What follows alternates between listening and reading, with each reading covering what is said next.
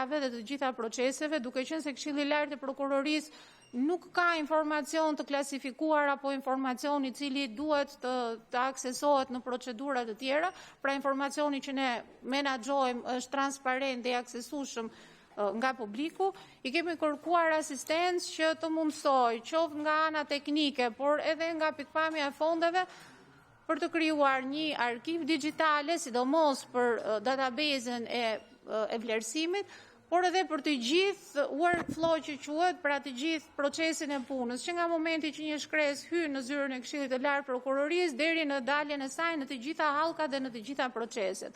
Natyrisht kjo është një sfidë sepse është një proces që merr kohë. Këshilli vetë nuk i ka pasur mundësitë financiare për ta realizuar në detaje këtë gjë, kështu që i jemi adresuar Akshit. Jemi në proces koordinimi, nuk dim ende se si do të ecë procesi kjo në varësi edhe të elementëve buxhetor.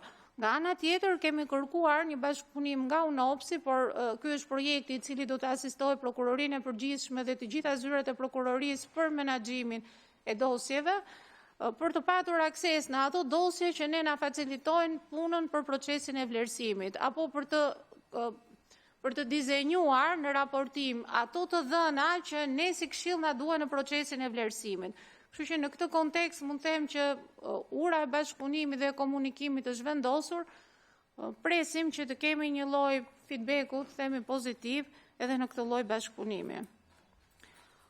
Duhet kemi parasysh që Këshilli i Lartë i Prokurorisë është një institucion 6 vjeçar. Ka patur sfidat e veta, uljet dhe ngritjet, megjithatë, sidomos përmbyllja e procesit të vlerësimit, fillimisht nisja dhe më pas përmbyllja në ato shifra që unë i përmenda mund konsiderohet një punë e jashtëzakonshme e Këshillit, përfshirë edhe punën për të bërë rregulloret. Nuk e di nëse keni ndonjë detaj tjetër që mundoni ta diskutojmë, po. Jo, besoj zoti Komici e mori përgjigjen për pyetjet që bëri. Tani kalojmë tek faza e pyetjeve. Dhe se ju gjithi keni ngritur duart, po ta fillojmë me zotin. Ata e kush e do fjalën? 8. Ti e grup parlamentar vetë në fund. Zoti Gjoni, pastaj zoti Koreshi. Po vetëm se të lutem fokusohu tek pyetjet se ti i ke edhe profesionale shumë. Faleminderit zoti kryetar, faleminderit zoti Gjafa, se jeni edhe dy bashkëkryetar.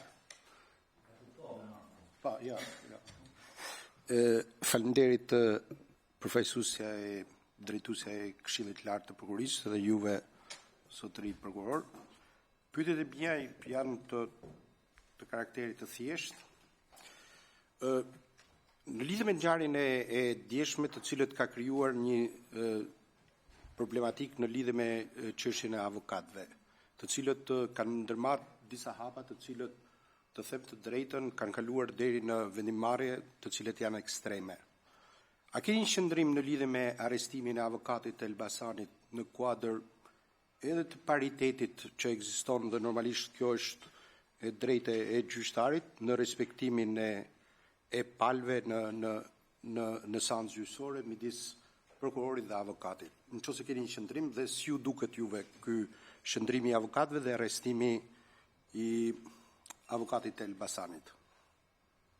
Vazhdo me pyetje të tjera. Vazhdo edhe me pyetje të tjera që të marrish përgjigje për të gjitha. Një pyetje e cila lind natyrshëm edhe për shkak të situatave të fundit dhe për shkak të vrasjes së ndjerit të zotit Kalaja. A keni një qëndrim juve ose si Këshilli i Lartë i Drejtësisë, Këshilli i Lartë, i Prokurorisë dhe Këshilli i Lartë të Gjyqësor në bashkëpunim me njëri tjetrin, se kur do ketë godina funksionale në lidhje me sistemin e drejtësisë, them edhe pallat drejtësie në Tiranë, por edhe godina të prokurorëve dhe gjyqtarëve në rrethe, të cilët plotësojnë disa standarde dhe kushte që duhet sot, sepse në 2027 shefi e Ulësiut thotë do hyjmë në Bashkimin Evropian, ha? Po. Cila është gjithë, jo vetëm ne. Nuk do shkem një palë bëhet, që të kuptohemi këtu. Ne po punojmë dhe për ju. Absolutisht. Po për vete po i kërkojmë të godinat, jo vetëm për juve, për qytetarët. cili është numri i drejtuesit të prokurisë i cili është emëruar deri në momentin aktual dhe a kemi drejtues të prokurisë të cilët janë jashtë atyre parashikimeve ligjore që ka parashikuar reforma në drejtësi dhe sa është numri i këtyre të cilët janë komanduar dhe cili është shkaku që nuk janë emëruar për një periudhë kohore kaq gjatë, nëse ka gjithmonë.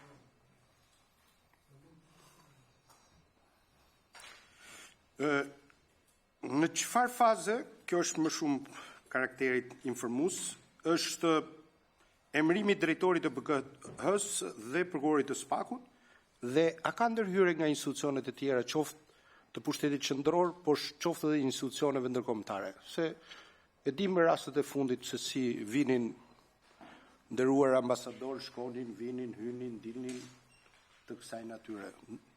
Dhe sa të pavarur konsideroni veten në këtë lidhje me vendimmarrje, sepse kur vjen te SPAK-u presioni është i madh në lidhje me anëtarët e Këshillit të Lartë të Prokurisë.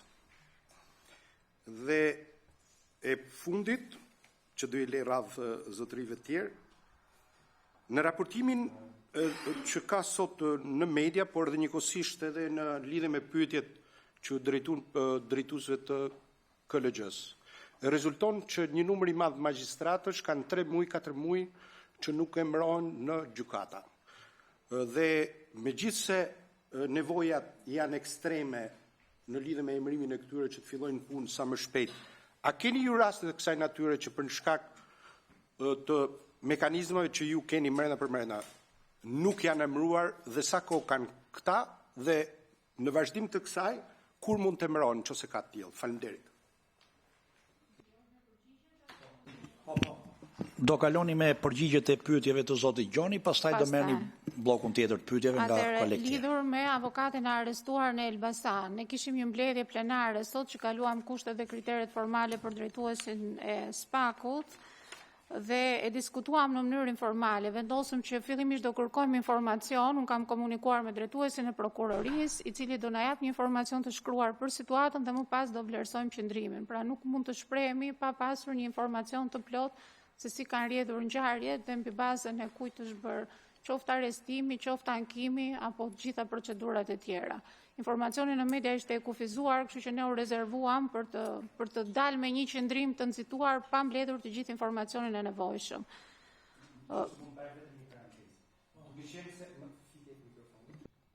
Duke qenë se çështja është agravuar dhe avokatët kanë marrë ca vendime drastike, a mendoni që ndërhyrja duhet të jetë e shpejtë dhe menjëhershme? Them për të evidentuar shkaqet dhe faktet. Unë nuk mendoj që ne duhet të nxitohemi në vendimarrje përpara se të kemi informacionin e plot. Pjesa e reaksionit ose reagimit nga dhoma kombëtare e avokatisë është pjesë e demokracisë dhe mënyrës se si funksionojnë institucionet.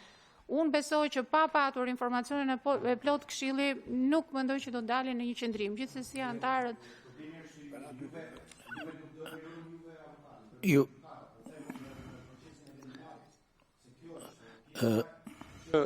është e gjykatës, tu syn Këshilli. Në këtë mekanizëm them unë, por vendimmarrja për mos u përsëritë rastet kësaj natyre, kjo është shpejtësia në mënyrë që avokatët kthehen në detyrë, por sot kam pa disa deklarata dhe biles një prej tyre ishte ati Jordan Dacit që kishte përmend edhe direktivat Bashkimit Evropian dhe mënyrën e rregullimit të funksionit të avokatit, a mos ndoshta edhe ju si Këshill dhe Këshilli i Lartë gjyqësor të dyja bashkë me inspektoratin duhet të pozicionohen qartë në lidhje me avokatin, se avokati është aktor po aq i rëndësishëm sa që është prokurori në një proces gjyqësor. Faleminderit. Zonja Bogdani, mund vazhdoni. Besoj që në harkun kohor, besoj nesër, Qameti, në maksimum pas nesër, ne do dalim me një qendrim, ose do vendosim nëse do kemi qendrim apo jo. Kështu që jemi në pritje të vlerësimit të rrethanave. Lidhur me çështjen e funksionalitetit të godinave. Këshilli i Lartë i Prokurorisë merret me menaxhimin e karrierës, të statusit, të disiplinës të prokurorëve dhe nuk ka kompetenca me natyrë financiare. Të gjitha këto kompetenca për logjistikën i ka prokurori i përgjithshëm. Megjithatë, në një nga takimet që ne kemi zhvilluar, edhe kur zoti Manja ka qenë ministri i drejtësisë, në kuadër të raportimeve për kapitullin 23, është diskutuar që në këto takime ndërmjet Këshillit Lart Gjyqësor që menaxhon gjykatat dhe prokurorit përgjithshëm që menaxhon infrastrukturën e prokurorisë të ketë një zë ose pjesëmarrje apo komente edhe Këshilli Lart i prokurorisë. Zoti Gjoni, atë përgjigje ka zonja Bogdanit, lutem se edhe nëse do ta komentoni të njëjtën përgjigje ka, ata do të dalin me një qëndrim sapo të kenë informacion shterues në lidhje me rastin e avokatit në Elbasan. Sepse e kam fjalën, ata janë edhe institucion që nëse do të ketë një rast procedimi, ata do të jenë organi që në fund do të shkohet përpara, pra nëse do të ketë një nisje procedimi për njërin nga palët këtë proces, ata do të jenë dhe vendimarrësit në finale. Kështu që unë e respektoj atë që thot zonja Bogdani. Për godinën. Për godinat ndjes, për godinat vazhdon përgjigje. Çështja e godinave, sepse unë me të vërtetë kuptoj që prokurori i përgjithshëm dhe Këshilli i Lartë Gjyqësor janë responsible përgjegjës për godinat, por Këshilli i Lartë i prokurorisë ka ndikimin e vet në mënyrën se sepse një nga elementet kryesorë është edhe ekzistenca e kushteve të nevojshme dhe kondicioneve për të pasur një punë efektive gjatë ushtrimit të aktivitetit të tyre. Po mund të vazhdoni me përgjigjen e gjitha pyetjeve që keni. Lidhur me numrin e drejtuesve të cilët janë të emëruar dhe ata që janë të emëruar ose qëndrojnë në detyrë jashtë parashikimeve. Besoj keni fjalën për prokurorët që janë të caktuar përkohësisht, sepse përmendët termin e komanduar që për efekt legjislacioni ka një procedurë tjetër.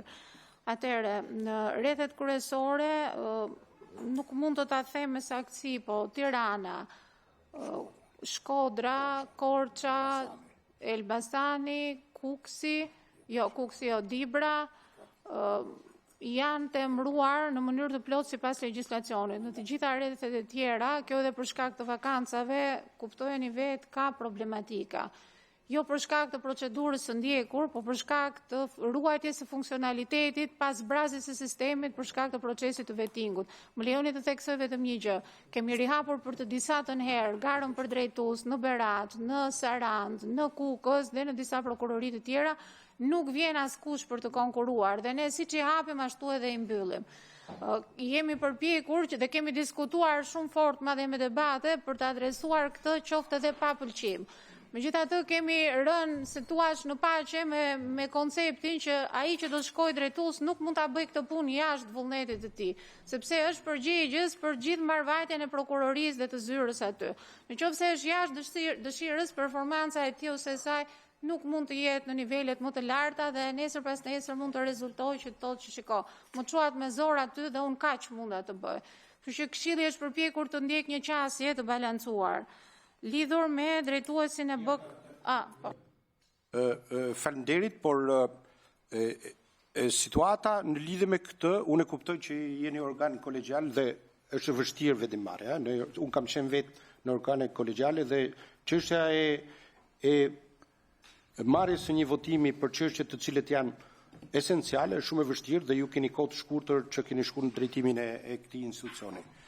Por a është normale për shkak edhe të pritshmërisë së reformës që të kalojnë 8 vjet dhe mos ketë drejtues, sepse nga njëra anë thoni që vakancat janë diku te 48 veta të përhershme dhe diku te 54 veta janë të përkohshme, në kuptimin më fal, e kundërta, po, do të thënë që numri në sistem sot nuk është në ato nivele që është në Këshillin e Lartë Gjyqësor, për fat mirë. Dhe duke qenë se ka këtë 8 vjet kohë ose 10 nga mënyra që ka filluar funksionimi 2018-ën, po shkojmë në 2026-ën dhe të vazhdojmë përsëri me drejtues prokurorie të komanduar në një kohë që ligji e ka në mënyrë taksative që mund të jenë me 2 mandate me një afat të përcaktuar, i bie që këto drejtues të kalojnë 8 vjeçin në një kohë që ligji mund t'i japë vetëm 6 vjet, po ti je drejtues, ë? Në këtë pikpamje kam dhe ka qenë efektet e ligjit se KLG-ja pretendoi që kanë efekte ligji, megjithëse s'është ndryshuar ligji, ato thonë tani po e emërojmë. Juve keni pas, se përderisa keni emëruar një 8 deri tani dhe janë një 18 pa emëruar, s'është problemi i ligjit, ë? Zoti Gjoni, të lutem, zonja Bogdani, ju lutem përmbyllni gjithë përgjigjet e pyetjes zotit Gjoni se nuk mund ta bëjmë bashkëbisedim. Këta janë çështje që në një seancë ndoshta raportimi periodik mund ta thrasim zonjën Bogdani lidhur me vakancat në sistem, por sot fokusohuni tek pyetjet që ju ka bërë në mënyrë shtëruese, jepni përgjigje telegrafisht.